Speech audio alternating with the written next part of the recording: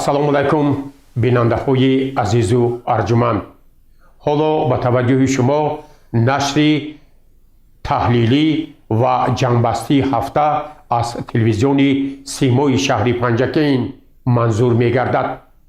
ба ҳамагон маълум аст, ки давоми ҳафтаи сипаришуда дар кишварҳои ҷаҳон ҷумҳурии Тоҷикистон, вилояти Суғд ва шаҳру деҳоти Панҷакейн рӯйдоду воқеаҳои гуногуне ба амал омаданд, ки ҳоло хабарнигорони мо муҳимтарин рӯйдодҳои ҳафтаи сипаришударо барои шумо пешниҳод месозанд.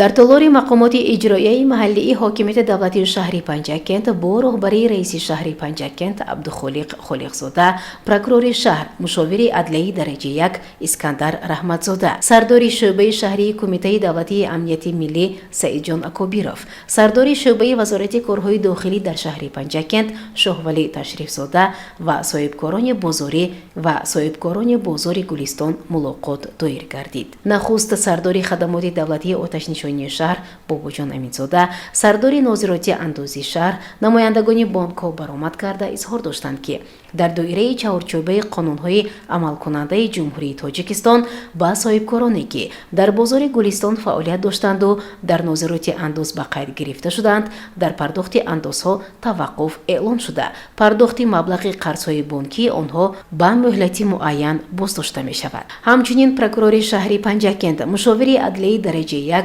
Искандар Раҳматзода аз сабабу омилҳое ки ҳодисаи сӯхтор рух медиҳанд ибрози андеша кард. Гуфта шуд, ки ҳоло доир ба ҳодисаи нохуши сӯхторе, ки санаи 12 ноябри соли равон дар бозори Гулистон ба амал омад, тафтишот идома дорад ва пас аз анҷоми санҷишу пурсишҳо ва хулосаи ниҳоии сабаби аниқи он муайян карда шуда ба сами шаҳрвандон расонида хоҳад шуд.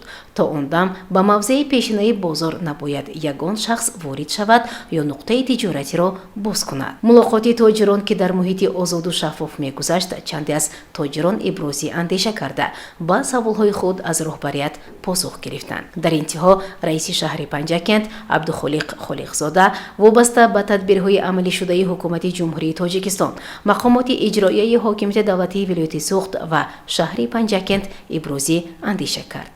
зикр гардид, ки қарорҳои дахлдор қабул гардида чораҳо андешта мешаванд. вобаста ба шароити мусоид муҳайё намудани идомаи фаъолияти соҳибкорӣ ва расонидани кӯмак ба онҳо тадбирҳо амалӣ мешаванд. аз ҷумла таъкид гардид, ки имрӯзҳо дар собиқ корхонаи консервабарории Шарбат бозори нав барои зиёд аз 400 нафар ҷо омода карда мешавад. ҳоло дар ин ҷо наздик 150 нафар сохтмончиён кор мекунанд. дастур дода шудааст, ки то охири соли равон бо сифати хуб корҳои сохтмонӣ ба анҷом расонида шавад. раиси шаҳри Панҷакент Абдухолиқ Холиқзода илова намуд, ки ба тоҷироне, ки дар ҳодисаи нохуши сӯхтор зарар диданд, бо қарори раиси шаҳр 300 000 сомоние кӯмакпулӣ аз ҳисоби фонди захиравии раиси шаҳр ҷудо карда шудааст. инчунин дар бонки давлатии Амонатбонк суратҳисоби махсус кушода мешавад, ки хоҳишмандон, соҳибкорону саховатмандон низ метавонанд маблағи дилхоҳашонро гузаронанд, то ин ки ба зарардидагон заррае бошад ҳам кӯмак кунанд. роҳбарияти ҷамъияти матлуботи шаҳр вазифадор карда шуд, ки дар ҳамкорӣ бо иттифоқи матлуботи ҷумҳурӣ барои расонидани кӯмак ба зиёндидагони сӯхтор ва бартараф намудани оқибатҳои он чораҳои амалӣ андешад. гузориши Муниса Атамуллоева ва Шаҳбоз Қурбонов.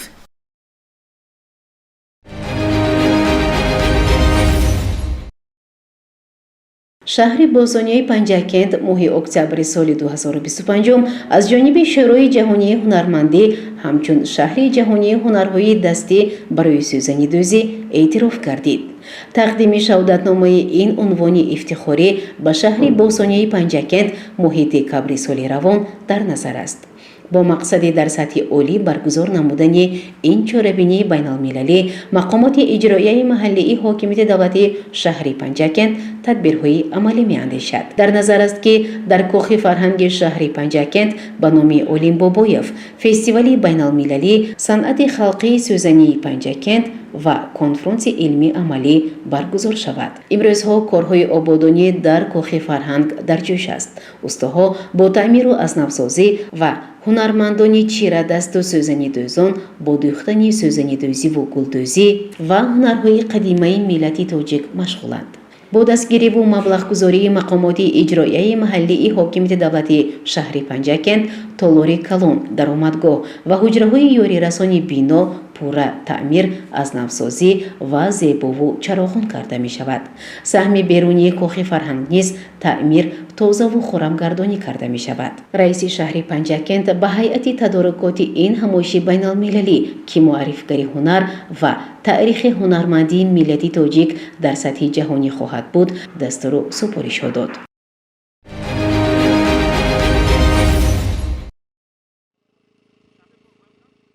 бо мақсади сазовор таҷлил намудани ҷашни фархундаи давлату миллати тоҷик 35-мин солгарди истиқлоли давлати ҷумҳурии Тоҷикистон баробари дигар сокинони шаҳру навоҳии кишвар, сокинони тамаддунофару бомаданияти шаҳри босонияи Панҷакент тадбирҳо меандешанд. дар доираи омодагиҳо ба пешвози санаи фархунда дар шаҳру деҳоти Панҷакент корҳои ободониву хӯрамгардонӣ, бунёдкориву зебогӣ, азнавсозиву барқароркунӣ бомаром идома дорад. рафти корҳои сохтмонӣ ва босифат ба анҷом расонидани он дар мадди аввали мақомоти иҷроияи маҳаллии ҳокимияти давлати шаҳри Панҷакент қарор дорад. дар ин замина раиси шаҳри Панҷакент Абдухолиқ Холиқзода аз рафти корҳо дар як қатор иншооти бунёдшаванда, аз ҷумла таъмиру таҷдиди осоишгоҳи шифо ва бунёди маркази оши палов, ки дар ҳудуди он ҷойгир аст, дида намуд. зимни шиносоӣ ба роҳбарияти шаҳр аз корҳои ба сомон расонидашуда ва лоиҳаву тарҳи меъмории ин иншооти ҷашнӣ шаҳр дода шуд. барои дар муҳлат ва тарҳу намои пешбинишуда ва бо сифати хуб ба истифода додани маркази оши палов дастуру супориш дода шуд. иншооти дигари иҷтимоӣ бунёди беморхонаи нави кӯдакона мебошад, ки раиси шаҳр аз рафти корҳои сохтмонӣ шинос шуд. бояд гуфт, ки беморхонаи кӯдакона аз 5 ошона иборат буда барои 200 кати беморӣ пешбинӣ гардида, бо маблағгузории мақомоти иҷроияи маҳаллии ҳокимияти давлати шаҳри Панҷакент сохта мешавад. лоиҳаакаш ҷамъияти дорои масъулияташ маҳдудӣ мусаввир буда, паймонкори асосӣ су 3 мебошад. зимни боздид раиси шаҳр аз рафти бунёди бинои маъмурии раёсати агентии суғуртаи иҷтимоӣ ва нафақаи назди ҳукумати ҷумҳурии Тоҷикистон дар шаҳри Панҷакент низ дидан кард. ёдовар мешавем, ки бо маблағгузории агентии суғуртаи иҷтимоӣ ва нафақаи назди ҳукумати ҷумҳурии Тоҷикистон ва бо дастгирии мақомоти иҷроияи маҳаллии ҳокимияти давлати шаҳр бино бунёд карда мешавад. он аз 4 қабат ва таххона иборат буда, дар бино барои фаъолияти кормандон ҳамаи шароити зарурӣ пешбинӣ шудааст. ба ширкати бинокории сохтмон, ки пудрачии асосӣ мебошад, барои сифати корҳо ва дар муҳлати пешбинишуда ба истифода додани он дастур дода шуд.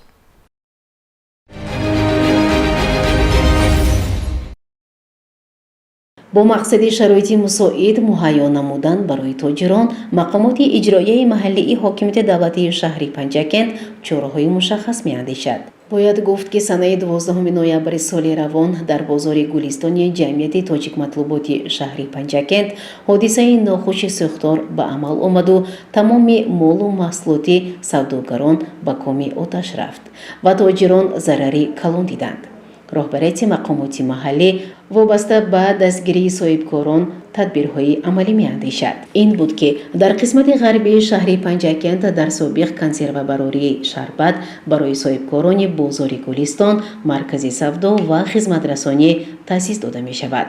имрӯзҳо инҷо зиёда аз 150 нафар устоҳо бо корҳои сохтмониву ободкорӣ машғуланд. дар назар аст, ки то охири моҳи декабри соли ҷорӣ ин маркази савдо мавриди истифода қарор гирифта, тоҷирон дар нуқтаи нав бо тиҷорат машғул шаванд. бояд гуфт, ки дар маркази савдои нав дар масоҳати беш аз 780 метри мураббаъ то 400 нуқтаи савдо ва хизматрасониро ҷой додан мумкин аст. дар ин ҷо барои соҳибкорон омода намудани шароити мусоиди кор пешбинӣ шуда, меъёрҳои барои чунин иншоот муқаррар шуда ба ҷо оварда мешавад. раиси шаҳри Панҷакент Абдухолиқ Холиқзода зимни шиносоӣ аз рафти корҳои ободониву сохтмонӣ ба масъулон барои дар кӯтоҳтарин фурсат бо риояи меъёрҳои сохтмонӣ анҷом додани корҳо дастур дод.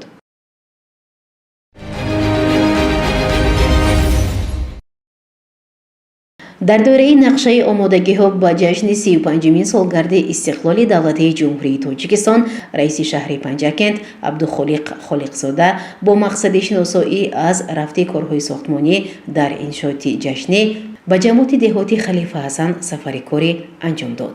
бо дастгирии мақомоти иҷроияи маҳаллии ҳокимияти давлатии шаҳри Панҷакент ва маблағгузории соҳибкорони ватандӯст ва сокинону саховатмандон дар деҳаи шӯрчаи ҷамоати деҳоти Халифа Ҳасан муассисаи таълимии то мактаби муосир бо тамоми таҷҳизоти зарурӣ ва лавозимоти омӯзишӣ бунёд карда мешавад. собиқ бинои дабистон аз як ошёна иборат буда, он аз навсозӣ таъмиру таҷдид карда шуда дар назар аст дар оянда ба кӯдакистон табдил дода шавад. инчунин раиси шаҳри Панҷакент Абдухолиқ Холиқзода зимни сафари корӣ ба ҷамоати деҳоти Халифа Ҳасан аз рафти корҳои сохтмонии муассисаи таҳсилоти умумии асосии рақами 1 деҳаи Деваштич шинос шуд. инҷо барои муҳассилин бинои нави таълимӣ иборат аз 2 ошёнаи таълимӣ аз 10 синфхона ва 3 синфхонаи технологӣ ки дар бинои алоҳида ҷойгир хоҳад шуд сохта мешавад. фармоишгар бунёди миллии иҷтимоии маблағгузории Тоҷикистон буда, пудратчӣ ҷамъияти дорои масъулияташ маҳдуди гулгун мебошад. айни замон сохтмончиён барои корҳои пардозгарӣ ва сохтмони утоқҳои ёрирасон машғуланд. бо мавриди истифода қарор гирифтани ин дабистони муосир 480 нафар хонандагон дар дубаст дар шароити беҳтарини омӯзишӣ таълим хоҳанд гирифт. сокини деҳаи Деваштичи ҷамоати деҳоти Халифа Ҳасан Шоҳрух Бобоев дар фермаи шахсии худ парвариши гӯсфандро бароҳ мондааст ва имрӯзҳо аз ҷониби соҳибкор барои парвариши чорво чораҳои мушаххас андешида шудааст. зимни боздид аз фаъолияти ферма ба раиси шаҳри Панҷакент иттилоъ дода шуд ки имрӯзҳо инҷо беш аз 100 сар гӯсфанд ки аксараш зоти ҳисорӣ мебошад ба парвариш гузошта шудааст. ба таҷрибаи соҳибкор ки бо насби панели барқи офтобӣ бо иқтидори 16 киловатт барои парвариши хӯроки сабз гармхона бунёд шудааст, баҳои баланд дода шуд. бояд гуфт ки дар гармхона дони ҷав ва дигар зироати донагиро тибқи технологияи махсус сабзонида баъдан ба гӯсфандон ҳамчун хӯроки истеъмолӣ метиҳанд. ҳамзамон зимни сафари корӣ ба ҷамоати деҳоти Халифа Ҳасан раиси шаҳри Панҷакент Абдухолиқ Холиқзода аз фермаи хурди моли калони соҳибкор Шерали Усмонов дидан карда барои зиёд намудани саршумори чорвои хушзод дастур дод.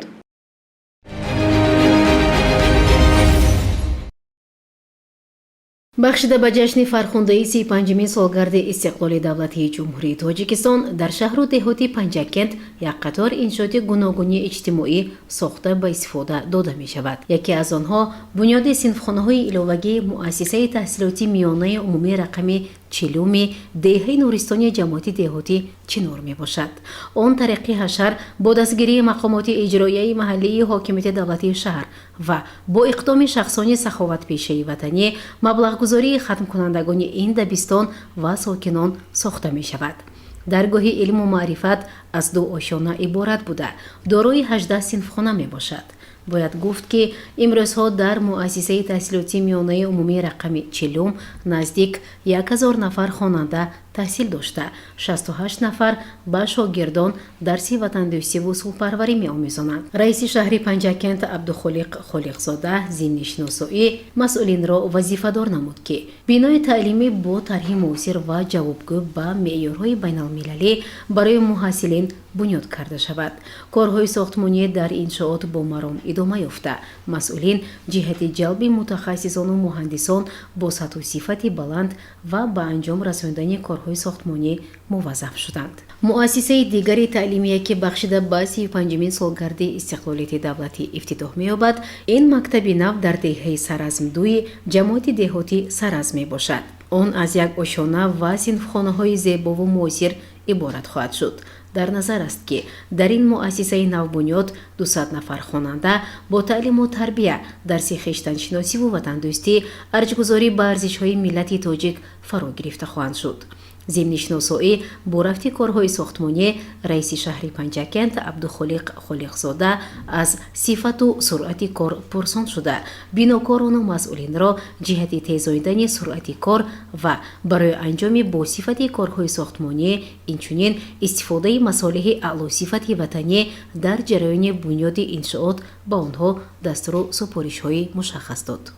гузориши Муъиниса Атамуллоева ва Шоҳусайн Солиҳов.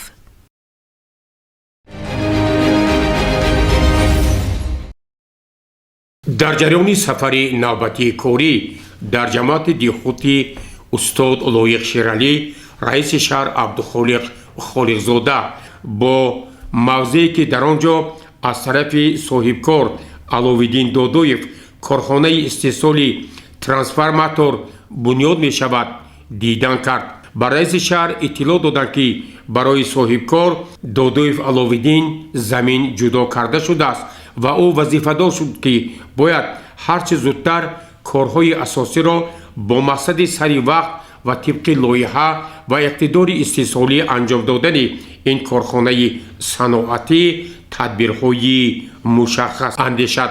дар ҷараёни боздид аз ҷамоати диҳоти Лоиқ Шералӣ, раиси шаҳр бо як иншооти нав маркази тиҷоратӣ ва хидматрасонӣ шинос гардид ва таъкид шуд ки ин марказ аз тарафи чанд нафар соҳибкорон бунёд мешавад ки дар оянда барои баландбардоштани сатҳу сифати хизматрасонӣ ба сокинони деҳаи Ғӯсар ва дар маҷмӯъ ҷамоати диҳоти Лоиқ Шералӣ пешниҳод шудааст. дар деҳаи Ғӯсар аз тарафи соҳибкор Иззатулло Худойбердиев маркази ташхису табобатӣ сеошёна бунёд мешавад. раиси шаҳр Абдухолиқ Холиқзода дар ҷараёни шиносоӣ бо ин иншооти муҳими соҳаи иҷтимоӣ соҳибкор Иззатулло Худойбердиевро вазифадор кард ки бояд иншоот тибқи тарҳи зебои меъморӣ бо риояи талаботи сохтмонӣ ва унсурҳои миллӣ бунёд карда шавад. дар ҷараёни боздид аз ҷамоати диҳоти Лоиқ Шералӣ, раиси шаҳр Абдухолиқ Холиқзода дар гимназияи рақами 1 толори варзиширо мавриди ифтитоҳ қарор дод. ин ҷо аз тарафи раиси шаҳр ба варзишгарони гимназияи рақами 1 тӯбҳо тақдим гардид ва онҳо як мусобиқаи баскетболро ташкил намуда изҳор доштанд ки чунин толорҳои варзишӣ барои беҳтар намудани имкониятҳои варзишӣ дар ҷамоати диҳоти Лоиқ Шералӣ ҳаматарафа мусоидат мекунад. дар ҷараёни шиносоӣ раиси шаҳр бо фаъолияти фирмаи мурғпарварии ҷамъияти дорои масъулияти маҳдуди Ардаш ки ба соҳибкор Асадбек Алибеков марбут аст шинос гардид.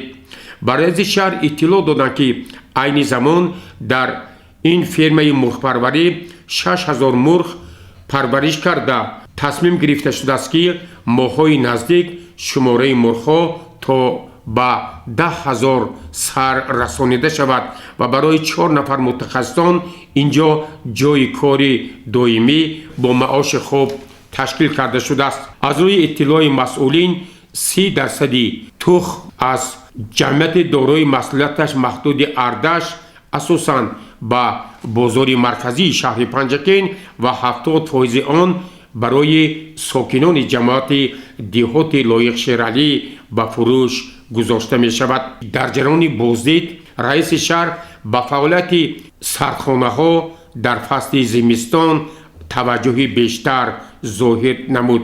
ба ӯ иттилоъ доданд ки аз тарафи соҳибкор Исои Хушбахт як сархонаи замонавӣ таъсис дода шудааст ки айни замон дар он 140 тонна себ нигаҳдорӣ мешавад ки ин тадбир асосан барои таъмини бозорҳои шаҳру диҳоти Панҷакент ва минтақа бо себи арзон ва хушсифат мебошад.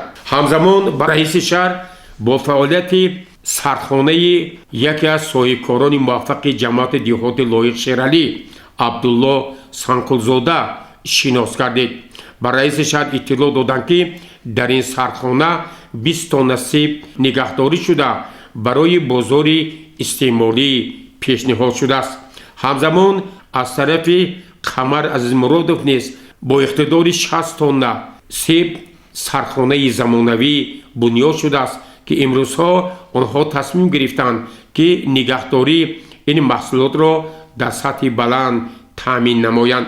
дигар аз соҳибкори ҷамоати диҳоти лоиқ шералӣ шокир азизмуродов низ 2 сардхонаро барои нигаҳдории 40 тонна себ бунёд кардааст ва айни замон дар сардхонаҳои ҳудуди ҷамоати диҳоти лоиқ шералӣ дар маҷмӯъ 50 тонна себ, ангур ва дигар маҳсулоти кишоварзӣ нигаҳдорӣ мешавад.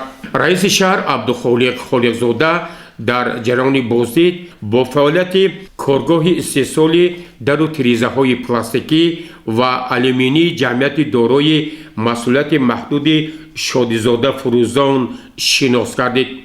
соҳибкор аҳмадов ба раиси шаҳр иттилоъ дод ки дар коргоҳи истеҳсолӣ асосан барои сокинони ҷамоати диҳоти лоиқ шералӣ ва дигар ҷамоатҳои ҳамсоя дару тирезаҳои пластикӣ ва алюминии хушсифат бо нархи дастрас бунёд мешавад.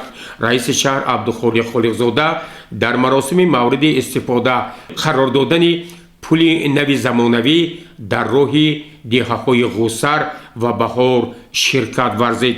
ба раиси шаҳр иттилоъ доданд ки ин пул ба дарозии 12 метр ва бо паҳнои 9 метр бо як тарҳи зебо ва хеле хушсифат бунёд гардида аз тарафи сокинони деҳа ва соҳибкорон ба масофаи 340 метр аз ду тарафи роҳи ин пул асфалтпӯш карда шудааст. сокинони деҳа тасмим гирифтанд ки корҳои ободониву созандагиро ба ифтихори 35-мин солгарди истиқлоли давлатии ҷумҳурии тоҷикистон вусъат мебахшанд. ҳамроҳии халқ ва ташаббуси ҷаноби оли муҳтарам имоми раҳмон ҳамин роҳҳо барои ободонии ҳамин деҳа барои ҷамъият барои халқ хизмат аз тарафи ташаббуси ҳокими шаҳри панҷакен бо дастгирии идораи роҳ ҳаминро мо ба ҷо овардем. мана имрӯз рӯзи супориданаш. дар оянда бо ният дорем ки аз ҳамин деҳаи ғӯсар то деҳаи баҳор роҳи нав сохтан дорем. аз ҳамин роҳ ки вазмин буд бисёр чангу хоку дар ҳолати вазмин буд, бисёр азоби сахт буд барои мардум кашондани борҳояшон барои рафту омад бар деҳаи ғӯсар. маркази асосии хариду фурӯши мардум дар деҳаи ғӯсар мегузарад. дар ин мардума хело сабаки нақш шуд. дар ҷараёни сафари корӣ ба ҷамоати диҳоти лоиқ шералӣ раиси шаҳр абдухолиқ холиқзода ба соҳаи кишоварзӣ низ таваҷҷӯҳ зоҳир кард. ӯ дар мавзеи оғилат бо рафти шудгори заминҳо, оби захиравӣ гузоштан, омодагӣ ба мавсими нави киштукор шинос гардид. дар назди роҳбарияти ҷамоат ва хоҷагиҳои деҳқонӣ вазифа гузошт ки бояд соли равон ҷиҳати беҳтар намудани боздиҳи замин корҳои омодагӣ ва коркарди зимистона дар мадди аввал қарор дода шавад.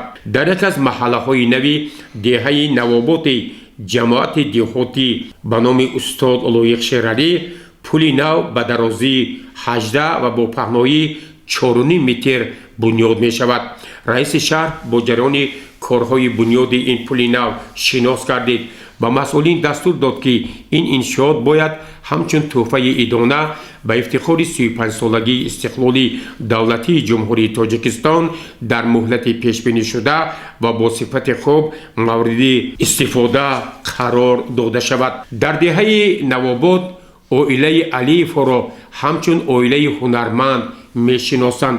аз тарафи яке аз фарзандони ин оила алиев ваҳобиддин дар хона барои рушди ҳунарҳои дуридгарӣ, кандакорӣ, сабадбофӣ ва эҳёи дигар ҳунарҳои мардумӣ корҳои зиёде анҷом доданд.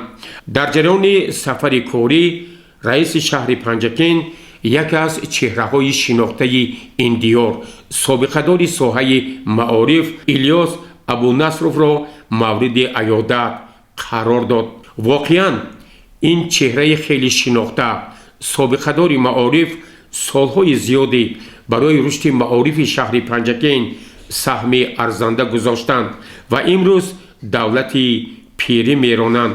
با این مقصد رئیس شهر با الیاس ابونصرов یک صحبت خیلی صمیمانه انجام داد، با او تحفه ها تقدیم کرد و همزمان اظهار داشت که ما تمام امکانات ها را برای سابقه داران مهنت و آنهایی که واقعا در رشد پنجکین باستان سهم گذاشتند روانه می سازیم. گزارش عباس همراه‌ساده، مونیسا اتم‌اللهی‌وا و طلبشو توشیف.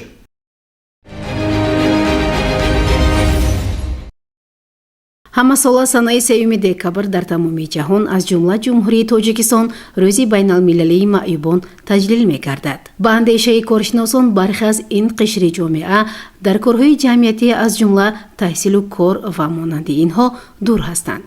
бо мақсади ҳарчи бештар ҷалб намудани шахсони имконияташон маҳдуд ба корҳои ҷамъиятӣ чорабиниҳои адабию фарҳангӣ хубу хотирмон таҷлил карда мешаванд. аз тарафи ҳукумати ҷумҳурии тоҷикистон барномаҳои гуногун таҳия ва қабул шуданд ки он баҳри шароити мусоид фароҳам овардан барои маъюбон ва солимии онҳо амалӣ мешавад. дар асоси дастуру супориш ва вазифагузориҳои сарвари давлат пешвои муаззами миллат муҳтарам эмомалӣ раҳмон раиси шаҳри панҷакент абдухолиқ холиқзода бо мақсади дидорбинӣ ба хонаи чанде аз маъюбон барои аёдат рафт. сокини деҳаи чинори ҷамоати деҳоти Чинор Шерзод Эгамов маъюби гурӯҳи якум мебошад.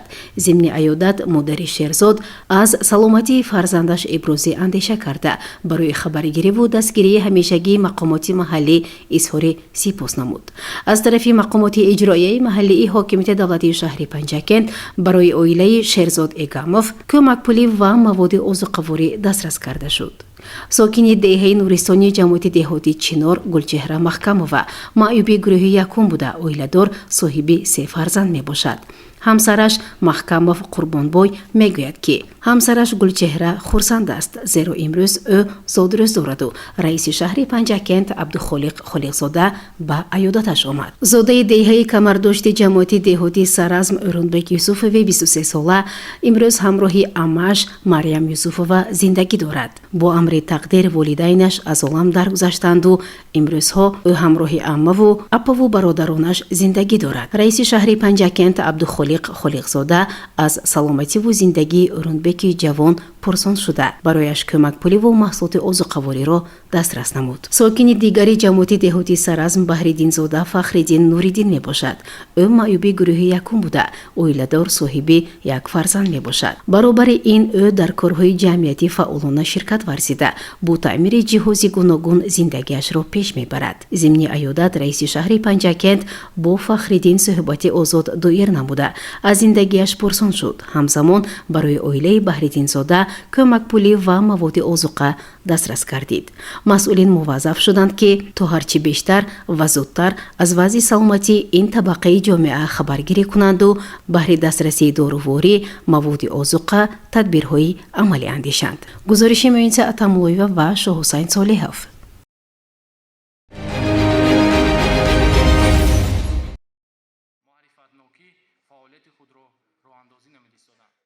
дар маҷлиси тантанавӣ ки бахшида ба рӯзи таъсисёбии ҳизби халқи демократии тоҷикистон баргузор гардид, нахуст намояндаи ҳизби халқи демократии тоҷикистон дар вилояти Суғд, мудири шӯъбаи кор бо ҷавонон ва варзиши ҳизби халқи демократии тоҷикистон Парвиз Салоҳиддинов табрикоти раиси ҳизби халқи демократии тоҷикистон дар вилоят Ҷаҳонгир Салимзодаро расонида аз ҷумла афзуд ки дар таърихи 10 декабри соли 1994 дар вазъияти бисёр мураккаби таърихӣ дар Тоҷикистон ҳизби нави сиёсӣ созмон ёфт ки дар ҳаёти сиёсию иҷтимоии мамлакат рӯйдоди муҳиме ба шумор мерафт ва он тавонист дар тӯли начандон зиёд ба бонувустарин, нерӯмандтарин ва сераъзотарин ҳизби сиёсии кишвар табдил ёбад. ин нерӯи бузургу тавонову созанда ҳизби халқи демократии тоҷикистон буда дар ватани соҳибистиқлоламон нисбат ба 7 ҳизби сиёсии амалкунандаи дигар пешсафу бартарати беҳтари сиёсиро дорост, зеро бо татбиқи нақшаву ҳадафҳои хеш дар таҳкими ваҳдати миллӣ, худшиносиву худогоҳӣ, суботу сиёсӣ ва фаъолияти ободониву созандагӣ ҳидоят намудани мардум саҳми муносиб дорад. мақсаду мароми аслии ҳизб тарғиби демократия, барқарории сулҳ ва ҳифзи ҳуқуқи инсон мебошад, ки бояд зиндагии беҳтари мардуми Тоҷикистон таъмин гардад, ки дар он ҳуқуқу манфиатҳои шаҳрвандон дар чаорчӯбаи сиёсати демократӣ ба инобат гирифта мешавад. ҳизби халқи демократии Тоҷикистон аз рӯзҳои аввали кори худ дар таъмини сулҳу ваҳдати миллӣ дар мамлакат нақши созандаву калидӣ дорад. ҳизби халқи демократии Тоҷикистон бо истифода аз таҷрибаи 13 солаи худ дар оянда низ нақши муҳим ишғол намуда дар рушди устувори ояндаи Тоҷикистон ҳиссагузор мегардад.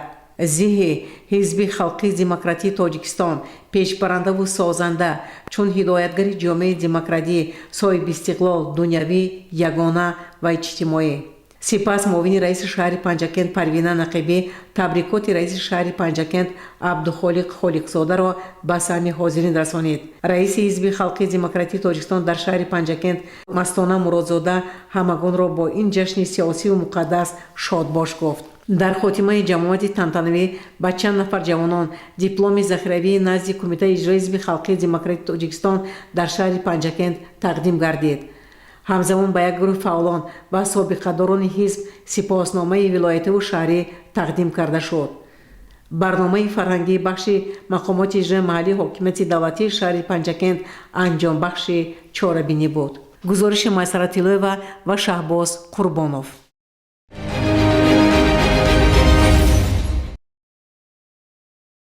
дар толори кохи лоиқи шаҳри Панҷакент вобаста ба нақши омӯзгорон дар коҳиш додани сатҳи омилҳои коррупсионӣ як ҳамоиши васеъ баргузор гардид. ин ҳамоишро муовини раиси шаҳри Панҷакент Парвина Нақибӣ ҳусни оғоз бахшид ва ба ҳозирин иттилоъ дод, ки масъалаи паст кардани сатҳи омилҳои коррупсионӣ дар соҳаҳои иҷтимоӣ аз ҷумла соҳаи маориф таҳти назорати бевоситаи роҳбарияти мақомоти иҷроияи маҳаллии ҳокимияти давлатии шаҳри Панҷакент қарор дорад ва дар ин самт пайваста дар мулоқоту суҳбатҳо тавсияҳои муҳим дода мешавад. барои иштирокчиёни ин ҳамоиш як ролики телевизионӣ ҷиҳати пешгирӣ аз амалҳои коррупсионӣ намоиш дода шуд, ки он бояд барои дигарон сабақ гардад. дар назди иштирокчиёни ин ҳамоиш сардори шӯъбаи минтақавӣ раёсати агентии назорати давлатии молиявӣ ва мубориза бо коррупсия дар водии Зарафшон Низомзода Насриддин суханронӣ кард. ӯ таъкид кард, ки воқеан ҳам масъалаи пешгирӣ аз амалҳои коррупсионӣ таҳти назорати бевоситаи пешвои миллат президенти ҷумҳурии Тоҷикистон муҳтарам Имомалии Раҳмон қарор дорад. сарвари давлати тоҷикон пайваста дар мулоқоту суҳбатҳо таъкид менамоянд, ки пешгирӣ аз амалҳои коррупсионӣ ин вазифаи на танҳо роҳбарон, тамоми мардуми кишвар мебошад. амалҳои коррупсионӣ пеш аз ҳама ба обрӯи давлат таъсири манфӣ мерасонад. нисбати он роҳбароне, ки ба чунин амалҳо даст мезананд, ҳатман тадбирҳои таъсирбахш андешида мешаванд ва нафароне, ки воқеан ҳам даст ба амалҳои коррупсионӣ задан, дар назди қонун ҷавобгар мебошанд. дар ин ҳамоиш муовини раиси шаҳри Панҷакент Парвина Нақибӣ зимни суханронии хеш бори дигар дар бораи нақши омӯзгорон дар коҳиш додани сатҳи омилҳои коррупсионӣ гузориши муфассал дод. ӯ таъкид намуд, ки имрӯз аз тарафи шӯъбаи маорифи шаҳри Панҷакент вобаста ба фармонҳо, дастуру супоришҳои асосгузори сулҳу ваҳдати миллӣ пешвои миллат президенти ҷумҳурии Тоҷикистон муҳтарам Имомалии Раҳмон ҷиҳати пешгирӣ аз амалҳои коррупсионӣ корҳои зиёди тарғиботиву ташвиқотӣ انجام داده شدند. همزمان جهت آموزش و مورد عمل قرار دادن استراتژی مقاومت با کورپسیا در جمهوری تاجیکستان نقشه ها قبول و اجرای آنها تحت نظارت قرار دارد. مدیر شعبه معارف شهر پنجکین مقصدالله عثمانزاده در این همایش اطلاع داد که از طرف رهبریت شعبه معارف مسئله پیشگیری از عملهای کورپسیونی یک سمت فعالیت ترغیباتی و تشویقاتی و تربیوی به شمار می رود. او تاکید نمود که از طرف رهبریت کارمندان مسئول دستگاه مرکزی شعبه معارف، مشاوران و ناظران پیوسته در مسائل تعلیمی جهتی پس کردن سطح عامل‌های کورپسیونی کارهای ترغیباتی و تشویقاتی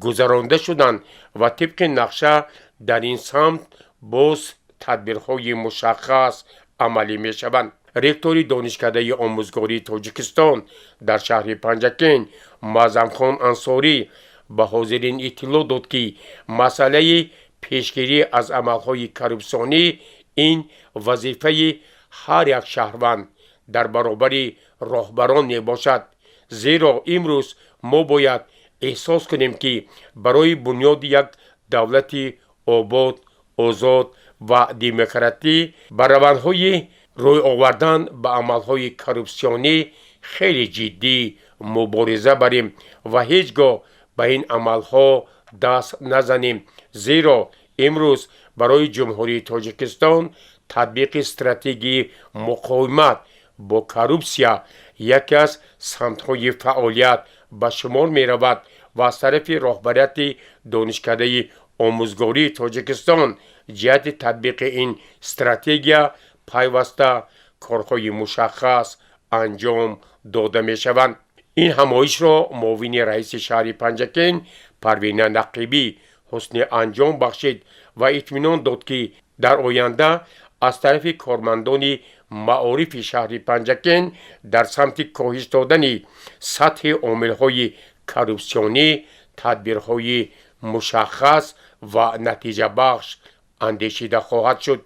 گزارش عباس همراه‌زاده و شهباز قربانوف.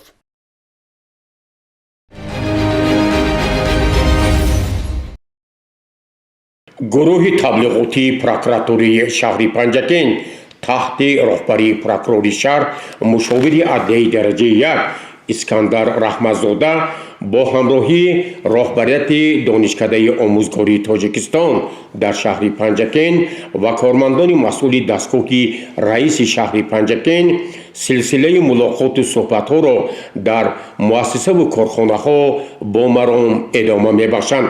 در دانشکده آموزگاری تاجیکستان در شهر پنجکین گروه تبلیغاتی با هیئت استادان، آموزگاران و دانشجویان ملاقات نوبتی را انجام دادند. پروکورور شهر پنجکین اسکندر رحمتزاده به حاضرین اطلاع داد که امروز ما باید علیه همه گونه عملهایی که برای کشور عزیز ما به امنیت مملکت عزیز ما تهدید میکند، از جمله تروریسم، افراطگرایی، بیگانه پرستی، داده شدن به افکار دشمنان خارجی و آنهایی که امروز توسط شبکه‌های اجتماعی بعضی خبرهای بردروغ را پخش می‌کنند، کارهای فهماندهی و همزمان ترغیبات و تشویقات را در جامعه مخصوصاً در بین جوانان گسترش بخشیم. رکتور دانشکده آموزگاری تاجیکستان در شهر پنجکین معظم خان انصاری برای برگزاری چنین یک ملاقات سودمند با پروکورور شهر پنجکین اسکندر رحمتزاده عرض سپاس کرد و همزمان تاکید نمود که امروز رهبریت دانشکده آموزگاری تاجیکستان در شهر پنجکین به همه استادان و آموزگاران دستور داده است که منتظم با دانشجویان پیرامون موضوعهای مبرم روز махсусан пешгирии шомилшавии ҷавонон ба ҳизбу ҳаракатҳои ифротгароyӣ, канора рафтан аз амалҳое ки ба ҷомеаи мо хос нест, ҳамзамон аз афкори бегонапарастӣ дур намудани ҷавонон ва барои баландбардоштани ифтихори миллии онҳо шукргузорӣ аз ватани соҳибистиқлоламон Тоҷикистони азиз пайваста тадбирҳо меандешанд. мудири шӯъбаи рушди иҷтимоӣ ва робита бо ҷомеаи дастгоҳи раиси шаҳри Панҷакен Шириншоҳ Нуруллоев ҳозиринро бо барномаи корҳои тарғиботиву ташвиқотие ки аз тарафи мақомоти иҷроии маҳаллии ҳокимияти давлатии шаҳри Панҷакен дар самти баландбардоштани маърифати ҳуқуқии шаҳрвандон, махсусан пешгирии ҷавонон аз шомилшавӣ ба ҳизбу ҳаракатҳои ифротгаро ва террористӣ, аз афкори бегонае ки ба зарари ҷомеаи мо мебошад канора шудан ва ҳамзамон дар ҳама гуна чорабиниҳо ифтихор намудан аз ватани азиз ва татбиқи дастуру супоришҳои асосгузори сулҳу ваҳдати миллӣ пешвои миллат президенти ҷумҳурии Тоҷикистон андешаҳои хешро баён кард. гузориши Аббос Ҳамросода ва Талабшоҳ Тошиф.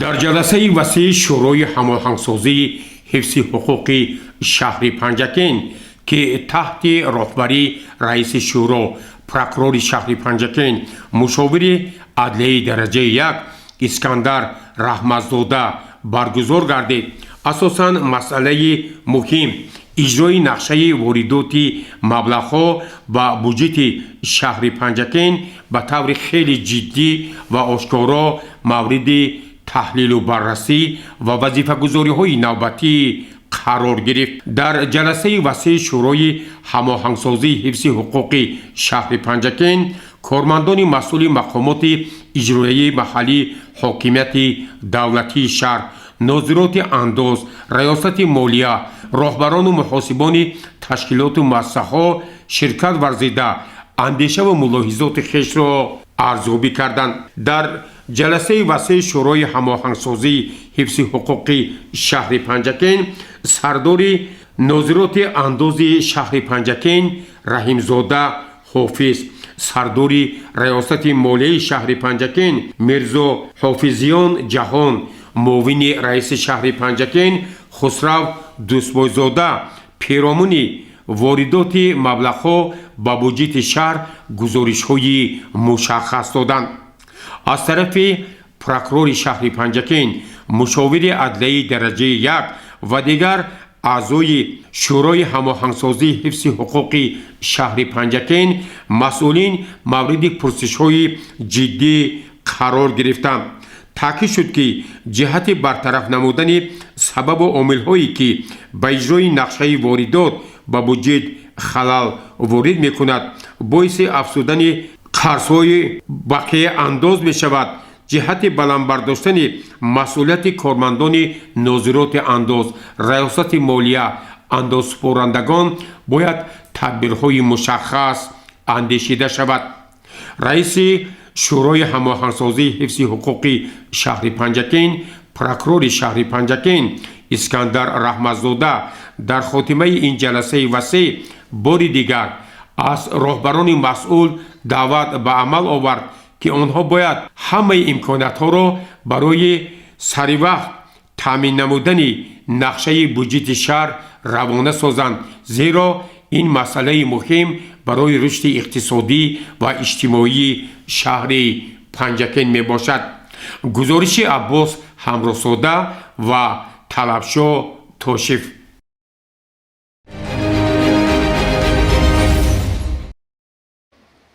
боиси хушнудиву сарбаландист ки тӯҳфаи арзишманди асосгузори сулҳу ваҳдати миллӣ, пешвои миллат, президенти ҷумҳурии Тоҷикистон муҳтарам Эмомалӣ Раҳмон шоҳномаи безаволи фирдавсӣ ба ифтихори 35-мин солгарди истиқлоли давлатии ҷумҳурии Тоҷикистон дастраси мардуми шаҳру деҳоти Панҷакен гардид. бо ташаббуси асосгузори сулҳу ваҳдати миллӣ, пешвои муаззами миллати ҷумҳурии Тоҷикистон дар шаҳру ноҳияҳои вилояти Суғд китоби арзишманди безаволи ҳаким Абдулқосим Фирдавсӣ ҷиҳати тақсимоти он идома дорад. аз ҷумла дар шаҳри Панҷакенти вилояти Суғд бо ташаббуси кормандони вазорати молияи ҷумҳурии Тоҷикистон ки бевосита дар ҳар як шаҳру ҷамоат вазифадор гардиданд, тақсимоти он тибқи тартиби муқаррар гардида баррасӣ карда шуда истодааст. ҳамзамон кормандони вазорати молия дар баробари дигар неҳодҳои давлатӣ дар тақсимоти шаҳру ноҳияҳои ҷумҳурии Тоҷикистон ва вилояти Суғд тақсимотро идома дода корҳои фаҳмондадиҳӣ раванди тақсимоти онро назорат бурда истодаанд. мардуми сарбаланди шаҳри Панҷакент ташаббуси асосгузори сулҳу ваҳдати миллиро бо як рӯҳияи баланди ватандӯстӣ ва инсондӯстона қабул намуда ба мақсади тақвият бахшидани ҳифзи мероси ниёгон китоби шоҳномаи безаволи ҳаким Фирдавсиро бо як рӯҳияи баланд қабул карда истодаанд ва аз номи кормандони вазорати молияи ҷумҳурии Тоҷикистон ва аз номи кулли мардуми сарбаланди шаҳри Панҷакент миннатдории самимии худро ба пешвои муаззами миллат ҷиҳати тақдими китоби арзишманди безаволи ҳаким Фирдавсӣ самимона муборакбод мегӯям. аз ин тӯҳфаи бебаҳои сарвари давлат хурсандии хурду калон ҳадду канор надошт. он нахуст ба аҳолии ҷамоати деҳоти Воруҳ, Рӯдакӣ, Лоиқ Шералӣ ба ёрӣ тақдим карда шуд. муовини раиси шаҳри Панҷакент Мурод Шукрзода аз ин ғамхориҳои бевоситаи ҳукумати мамлакат изҳори шукргузорӣ намуда собиқадори меҳнат истиқоматкунандаи ҷамоати деҳоти Рӯдакиро аёдат намуда асари безаволи шоҳномаро тақдим намуд ва аз ҷумла афзуд. боиси ифтихор ва сарфарозист ки имрӯз ба шаҳри бостонии Панҷакент низ тӯҳфаи деринтизори асосгузори сулҳу ваҳдати миллӣ пешвои миллат президенти ҷумҳурии Тоҷикистон асари заволи ҳаким Фирдавсии шоҳнома дастраси аҳолии шаҳру деҳоти Панҷакент гардид. ва мо имрӯз дидем ки мардуми шаҳри деҳоти Панҷакент бо хушнудӣ ин асари хеле қиматбаҳоро қабул карданд ва бо хушнудӣ ба хонадони худ гирифта мераванд. бояд қад намуд ки асари бузурги шоҳнома аҳамияти таърихӣ дорад, аҳамияти тарбиявӣ дорад ва асарест ки он аз аҷдоди гузаштагони миллати тоҷик нақл мекунад ва қаҳрамонони он тимсоли имрӯз намунии ибрати шаҳрвандон аст. мо ифтихор мекунем ки мардуми шарифи Тоҷикистон ба қадри заҳматҳои муҳтарам пешвои миллат мерасанд ва мардум барои сайқал додани маърифати худ диққат медиҳанд ва ин китоби шоҳнома як неъмати барои ҳар як хонадон аст, барои таълиму тарбияи насли наврас ва дар оянда арҷ гузоштан ба дастовардҳои даврони истиқлолӣ ва музаффаратҳои солаи истиқлолӣ мебошад. мо ҳар кадом бояд ки ватани азизи худро дӯст дорем, ба қадри маънавиёт берасем ва кӯшиш кунем ки бисёртар омӯзем, таърихи миллат, халқ ва гузаштагони худро донем омӯзем ва ба насли оянда мерос гузорем. дар ин бобат тӯҳфае ки аз ҷониби муҳтарам пешвои миллат дастраси аҳолии шаҳри деҳоти Панҷакент гардид арзишмандтарин тӯҳфа буда онро мардум бо як истиқболи баланд қабул намуданд ва изҳори миннатдорӣ менамоянд. бояд гуфт ки ин тӯҳфаи бебаҳои асосгузори сулҳу ваҳдати миллӣ пешвои миллат президенти ҷумҳурии Тоҷикистон муҳтарам Эмомали Раҳмон ба ҳар як сокини кишвар аз ҷумла шаҳру деҳоти Панҷакент дастрас мегардад. гузориши Майсара Тиллоева ва Шаҳбоз Қурбонов.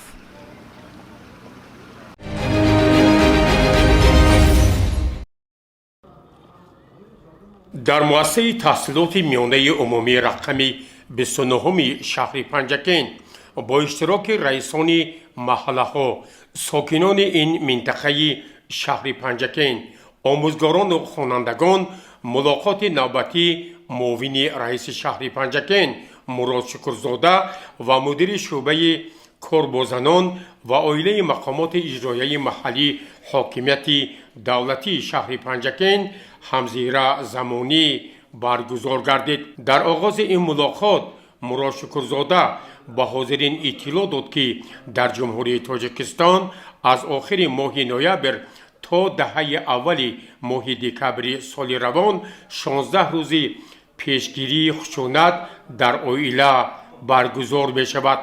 او اظهار داشت که مقصد و مرام این ملاقات و صحبت‌های ما اساساً برای بلند برداشتن نقش عائله در تربیت معنوی اهل جامعه و فرزندان روانه شده است.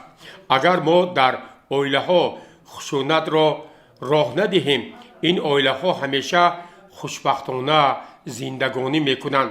در این ملاقات و صحبت ها مسئله های پیشگیری شامل شوی شهروندان به حزب و حرکت های افراطگرا، دور بودن از لباس پوشی بیگانه، راه ندادن به افکار بعضی شبکه های اجتماعی که مردم ما را به راهگمی دعوت می کند و دیگر مسئله های مبرم روز مورد صحبت و گفتگوی آشکارا قرار گرفت. مدیر شعبه کاربازانان و عائله مقامات اجرایی محلی حاکمیت دولتی شهر پنجکین همزیره زمانی با اشتراکچان این ملاقات اطلاع داد که مقصد و مرام پیشگیری خشونت در عائله این پیش از همه بلند برداشتن معرفت و فرهنگ عائله داری می باشد. ما اطمینان داریم که پدر و مادران مخصوصا همسران همیشه نسبت یکدیگر احترام به جا می آورند.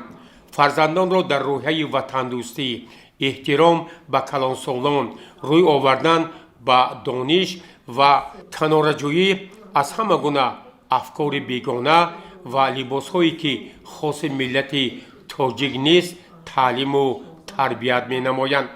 همینطور این ملاقات بار دیگر به حاضرین تاکید ساخت که ما باید برای پیشگیری از خشونت در عائله و فراهم آوردن امکانات ها برای زندگی عائلوی با سعادت همه طرفه مساعدت نماییم.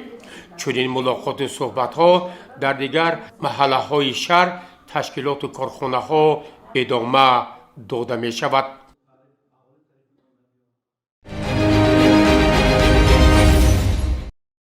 هر سال سنه 3 دکبر همچون روز بین المللی شخصان دارای معیوبیت قید کرده می شود. با مقصد احترام گذاشتن به این طبقه آسیب پذیر جامعه از طرف تشکیلات جمعیتی نوری امید با دستگیری مقامات اجرایی محلی حاکمیت دولتی شهر پنجکین و سهمگذاری شخصان سخاوت پیشه در جماعت‌های دیهاتی اماندره، خرمی و طربخانه رودکی شهر پنجکین چاره‌بینی‌های خاطرمان گذرانده شد. این چاره‌بینی‌ها در دایره لایحه‌های مسئولیت بیشتر، ظرفیت بهتر، دیگرگونی‌های عمیق‌تر و توانبخشی و دستگیری مشترک شخصان امکاناتشان محدود و گروه‌های آسیب‌پذیر که با مبلغ‌گذاری تشکیلات جمعیتی مثل شهر عملی می شود راه اندازی گردید. در این چاره‌بینی‌ها نمایندگان از ساحه‌های گوناگون، راهبریت جماعت دیهات، مؤسسه‌های تحصیلات میانه عمومی رقم‌های 32، 31 و معیوبان از دهه‌های نامبرده و شهر پنجکین شرکت ورزیدند. ناگفته نماند که در این چاره‌بینی‌ها والدان از دهه‌های هدفی و دیگر تشکیلات‌هایی که به فعالیت این ساحه‌ها علاقمند است شرکت ورزیدند. برنامه‌های فرهنگی، تقدیم تحفه‌ها و سخنرانی‌های هدفمند به راهبلندی اشتراکچان این چاره‌بینی‌ها روانه گردیده محیط گرد و فراگیر را فراهم آورد. این گونه چاره‌بینی‌ها با بلند برداشتن روحیه شخصان امکاناتشان محدود و فراهم آوردن محیط برابر برای زندگی فعال مساعدت می‌کند. گزارش عباس همراه‌زاده، بولجان خالف و شهباز قربانوف.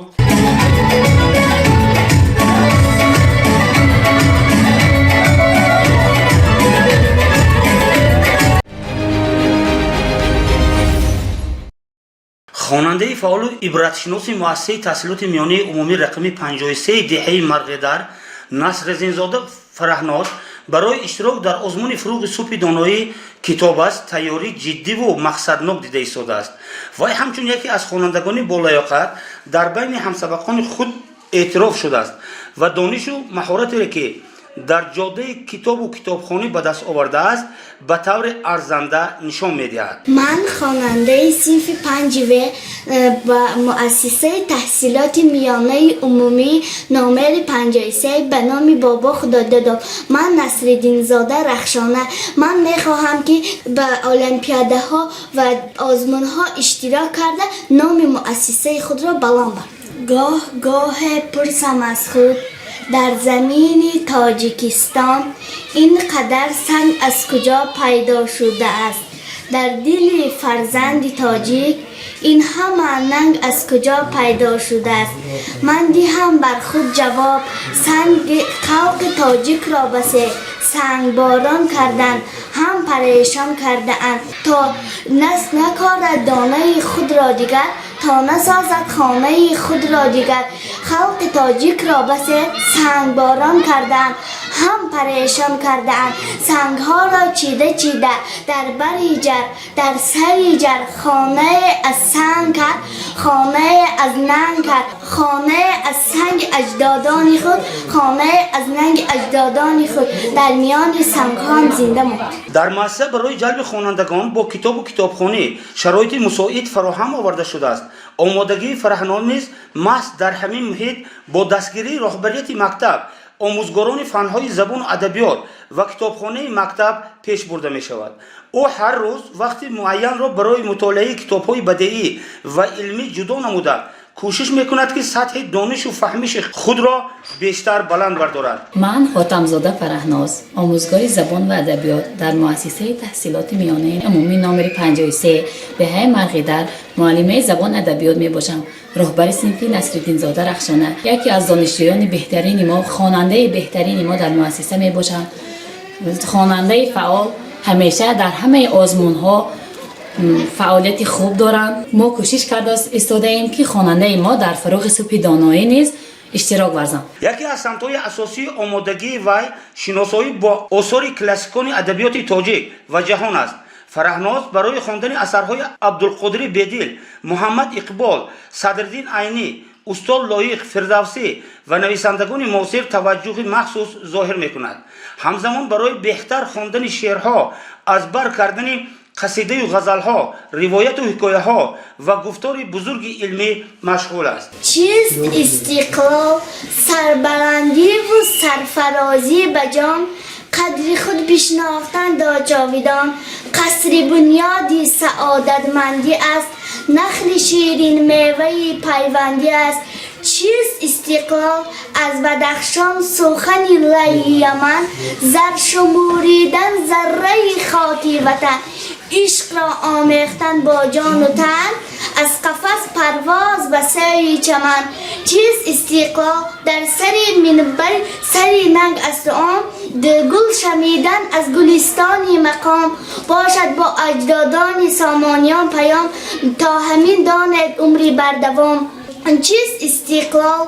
قوله امیدها ساختن پرچم فخر و فرح افراختن نیبتمی نیشکر بینواختن دیوی نومیدی بچه انداخت. هر کی دارد در جهان گم کرده در زمین و در زمان گم کرده این نشان گم کرده و دیگره خیشتن را به نشان گم کرده.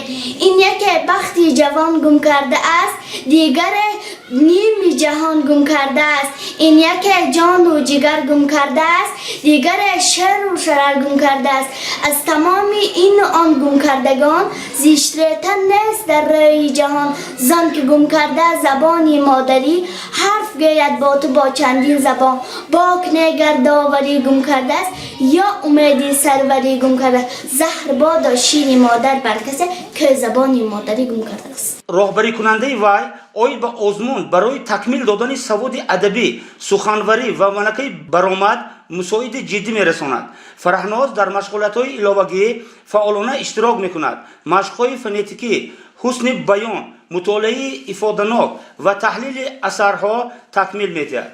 اقدام او برای آموزش فرهنگی، کتابداری و وسیع نمودن جهانبینی ذهنی لایق تحسین است. گزارش غیب الله محمدی، اسماعیل جان خالف. واقعاً ҳафтае ки сифарӣ гардид дар хотироти мо бо рӯйдоди воқеаҳои гуногунаш сабт хоҳад шуд. инак ҳафтаи нав оғоз меёбад. мо ба ҳамаи шумо бинандагони азизу арҷуманд дар ҳафтаи нав пеш аз ҳама тани сиҳат, хонаи обод, бахту саодат ва муваффақиятҳо дар ҳамаи ҷоддаҳои зиндагӣ орзу мекунем ва ман умед мекунам ки мардуми Панҷакенти Бостон дар роҳи татбиқи сиёсати созандаи асосгузори сулҳу ваҳдати миллӣ, пешвои миллат, президенти ҷумҳурии Тоҷикистон муҳтарам Эмомалӣ Раҳмон саҳми арзандаи хешро мегузоранд ва мо ҳамагон ҷашни фархондаи 35-мин солгарди истиқлоли давлатии ҷумҳурии Тоҷикистонро сазовор истиқбол мегирем. саломату сарбаланд бошед.